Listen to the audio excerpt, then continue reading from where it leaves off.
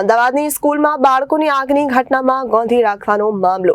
સંચાલકોએ સમગ્ર ઘટનાને મોક ડ્રીલ ગણાવી ફાયર વિભાગે શાળામાં આગ લાગી હોવાનું જણાવ્યું હતું. આગની ઘટનામાં જો શાળામાં બાળકોને ગોંધી રાખ્યા હોત તો તે વાત ગંભીર કહેવાય.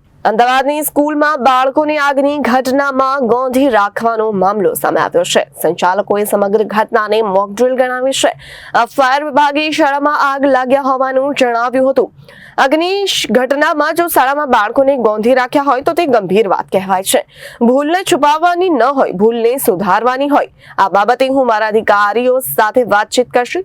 જો કોઈ ઘટના બની હશે તો કાર્યવાહી કરીશું તેવું શિક્ષણ મંત્રી પ્રફુલ પાનસેરિયાએ જણાવ્યું હતું. સર, અમદાવાદ એસઆઈટી સ્કૂલની અંદર આગની ઘટના બની હતી, પરંતુ આ ઘટના પર પડદો પાડવાનો પ્રયાસ શાળા દ્વારા કરવામાં આવ્યો. કેમ મોકલી નથી, કઈ રીતની કાર્યવાહી? અત્યારે હું સુરત ડાયમંડ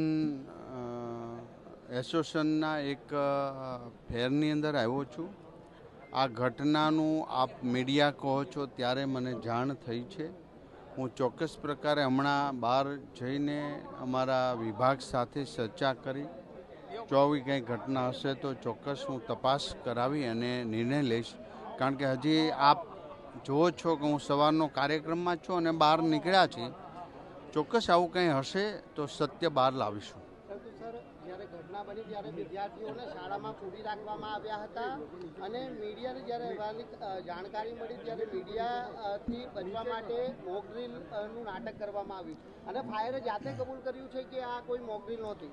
બિલકુલ, જો એવું થયું હશે તો ચોક્કસ હું આપને વાત કરી રહ્યો છું. ત્યારે હું મારા અધિકારી દ્વારા એની તપાસ કરાવી.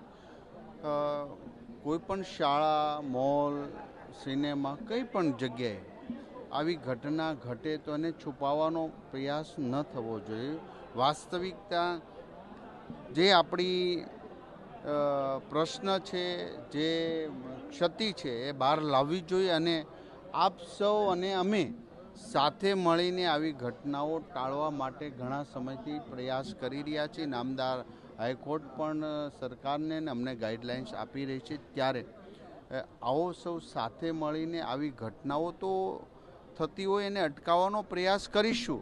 ફાયર ફરજિયાત કરી રહ્યા છીએ. દરેક શાળામાં ફાયર હોવું જ જોઈએ એ સરકારનો એક અભિગમ છે અને એ બાબતમાં આપણે આગળ વધી રહ્યા છીએ. જેની નથી એના બાળકોના ભવિષ્ય માટે પણ આપણે થોડો સમય આપીને એને નવું ઇન્ફ્રાસ્ટ્રક્ચર ડેવલપ માટેની એક તક આપી છે. જો કોઈ શાળામાં આવી ઘટના ઘટી હોય ને છુપાવવાનો શું કામ પ્રયાસ કરવો જોઈએ? એ ખોટી વાત છે. ક્ષતિ બહાર લાવી એને સુધારવાનો પ્રયાસ કરવો જોઈએ. આ સુધારવાના પ્રયાસ સાથે અમે આગળ વધી રહ્યા છીએ. ત્યારે હું હમણાં જ મારા અધિકારી સાથે વાતચીત કરી જો આવું કોઈ ખોટું થયું છે તો ચોક્કસ આપણે એક્શન લઈશું. પ્રવેશોમાં આપવામાં આવેલી સાયકલો છે ને દૂર થઈ રહી છે. Reporter Arvind Rathod, Janadesh news, Surat.